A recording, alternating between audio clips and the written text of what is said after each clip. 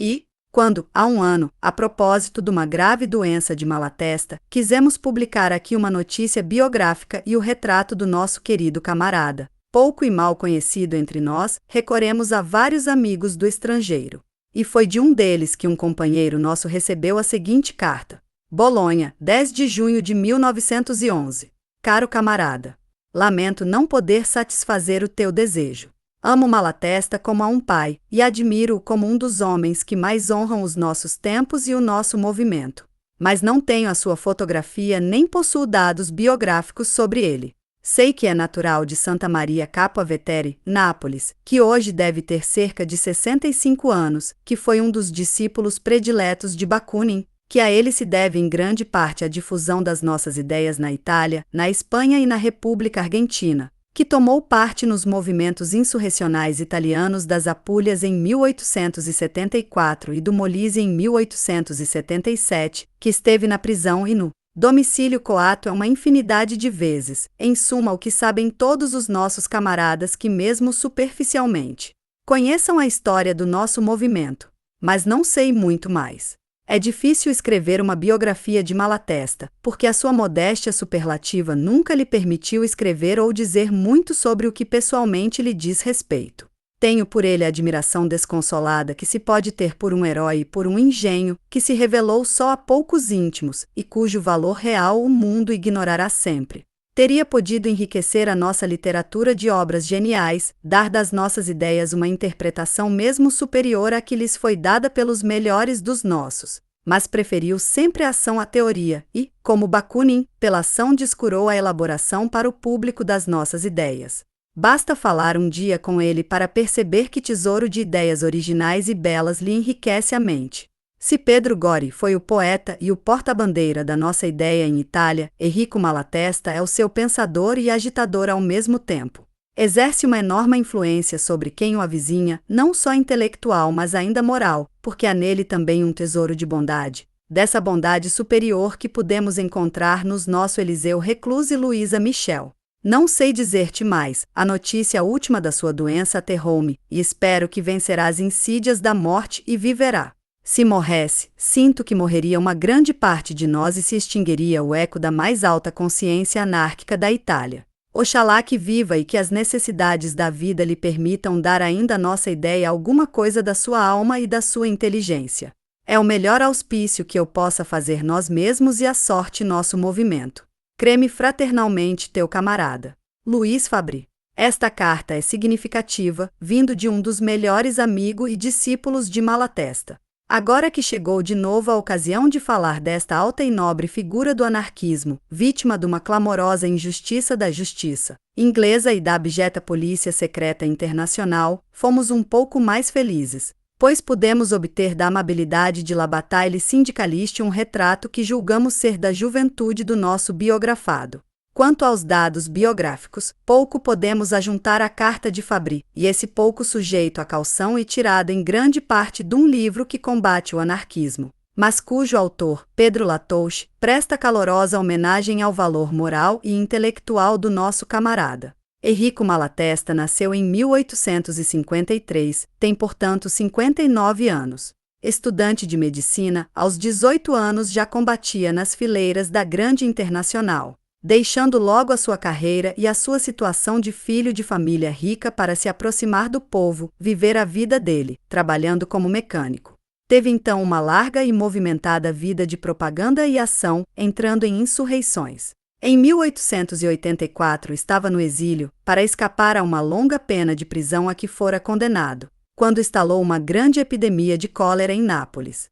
Não hesitou, correu a prestar o seu concurso, de tal modo que o governo suspendeu a execução da sentença e concedeu-lhe, por mérito excepcional, o livre exercício da medicina. Passada a epidemia, foi à Argentina, onde desenvolveu uma grande atividade, e já em 87 assistia em Londres a um congresso internacional, sendo pouco depois condenado à prisão em Florença. Em 89 redigia, primeiro em Nisa, depois em Londres, o semanário L'Associazione.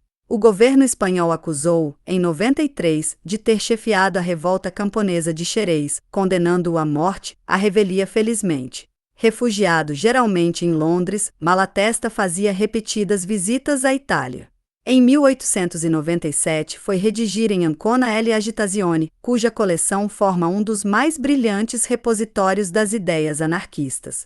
Acusado de instigador de motins contra a carestia dos gêneros, foi com 7 camaradas condenado a 6 meses de prisão, apesar das defesas de notáveis advogados, apesar de sua eloquente e notabilíssima autodefesa, apesar da forte pressão da opinião pública. Deportado para a ilha de Lampedusa, realizou num barco uma arrojada e retumbante evasão, passando a Tunis, depois a Malta e daqui a Londres.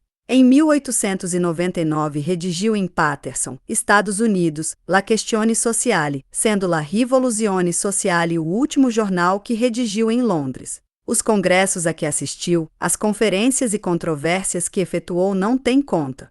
Malatesta é um polemista incomparável e um orador poderoso, Latouche, sem flores de retórica, mas com uma grande elevação de ideias, uma argumentação rica e cerrada, ordenada e lógica, onde não há uma frase escusada, nem inúteis divagações. Algumas das suas polêmicas, escritas ou orais, ficaram célebres.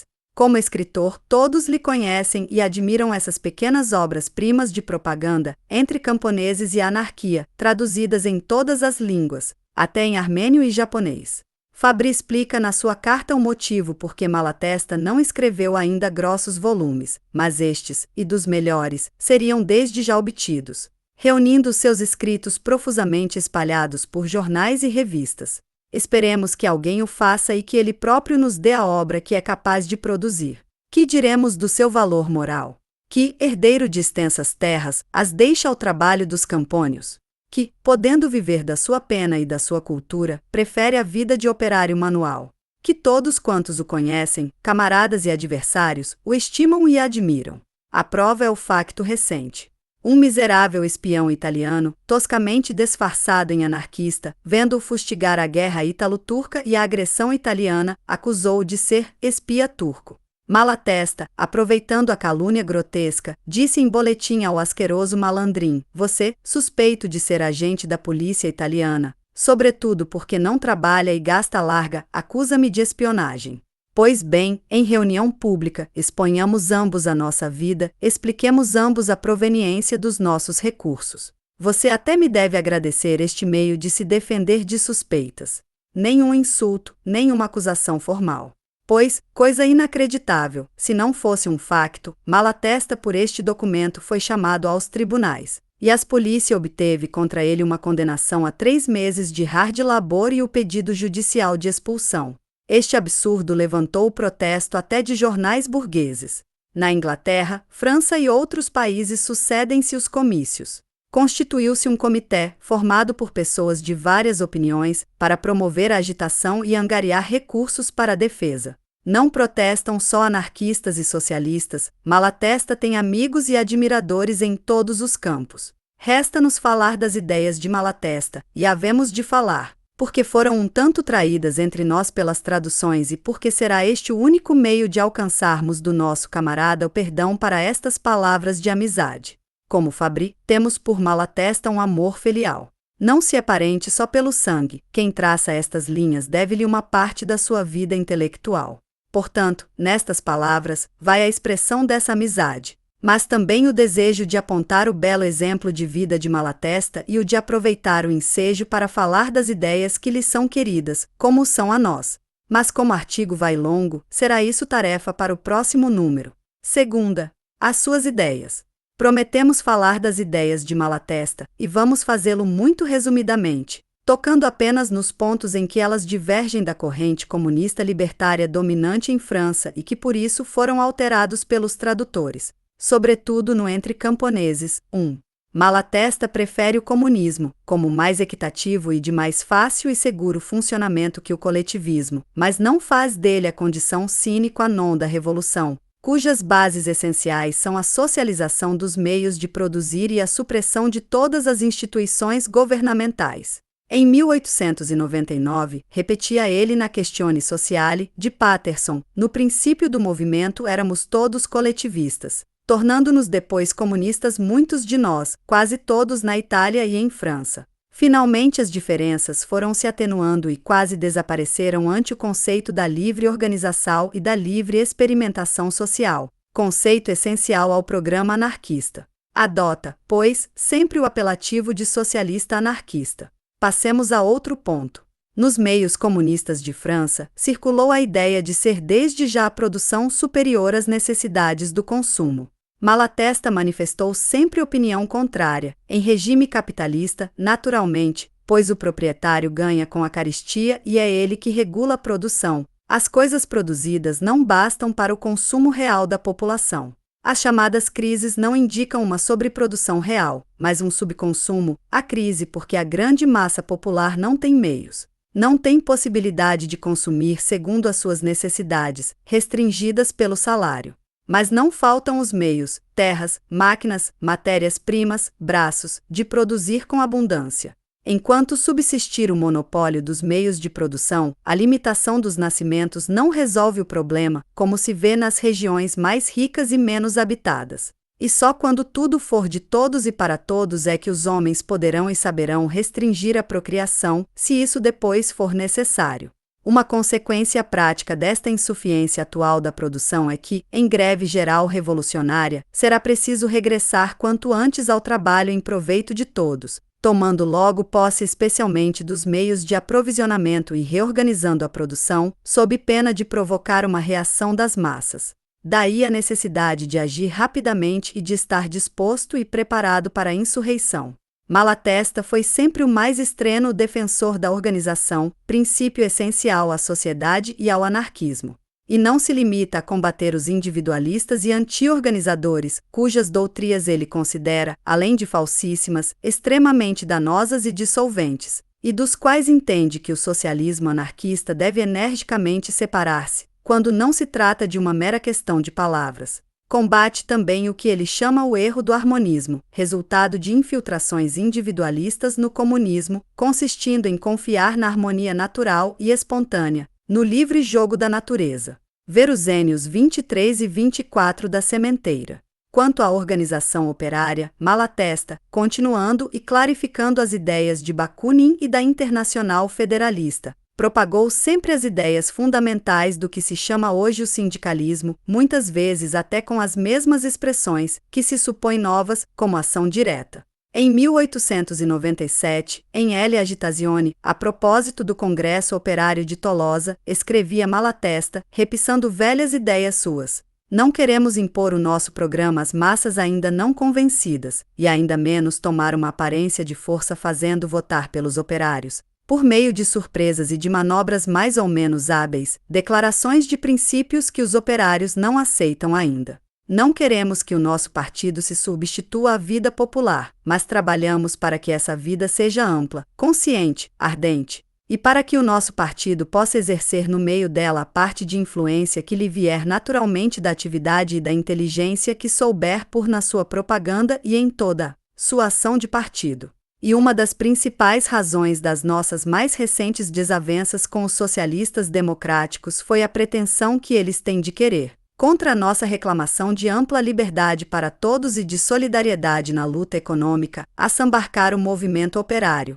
impor-lhe o credo socialista democrático e empregá-lo para os seus fins eleitorais. Em suma, independência da organização operária ante os partidos, neutralidade ante a ação eleitoral, liberdade para todos de ideias e de propaganda. Ponto de encontro de todos, a luta contra os patrões e seus apoios, com os meios que não próprios da sociedade de resistência, sindicato, e dependem da qualidade de produtor salariado, greve, boicotagem, sabotagem, etc.